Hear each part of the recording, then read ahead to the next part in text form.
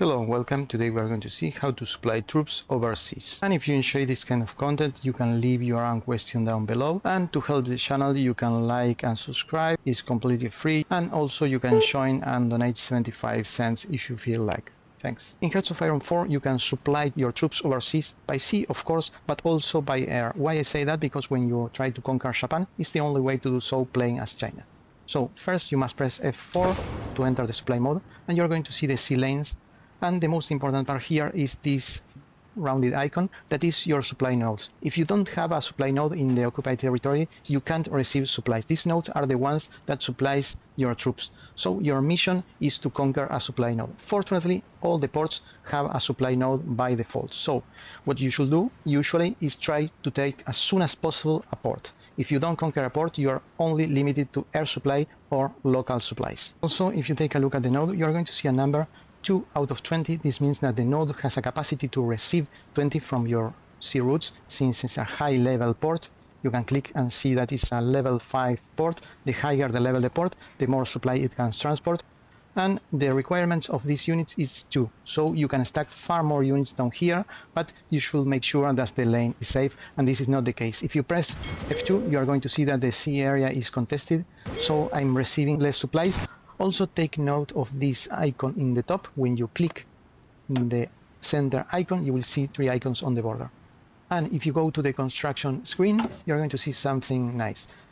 For example, now we have the capacity to transport max of 20, but the port is a level 5 port, and a level 5 port should be able to transport 25. So what's wrong? What's wrong is you're going to see it right now. If you press here, you will see that a railway was ordered to the queue. Why? Because we are going to follow this line. And this means that our supply goes to this port, and this port is receiving supplies from the capital Rome. So what the game did was upgrade this railway to be able to support 25 supplies. Another important aspect is that now ports are cumulative. That was not the case in the past. In the past, if you control 3 ports, only the port with more capacity was the limit. Another very important aspect is to control the sea routes. Let's say that the enemy is bombing all this area, they have the huge fleet here, and you want to transport your supplies from this side of the sea. So what's the solution? The solution is to click this area, and you go down and you block this area. Now you unpause, and you're going to see that you are transporting your troops from this side of the sea. That is very important to avoid the sinking of convoys, and you can do that everywhere. If you are playing as England, let's say that this area is dangerous, you can transport your supplies from the north and commerce. And now let's talk about air supply. Why? Let's say that you are China, you don't have a fleet, and you want to conquer Japan. The only way to do so, because you are not going to be able to put a decent fleet never ever to beat Japan, is to build an air force.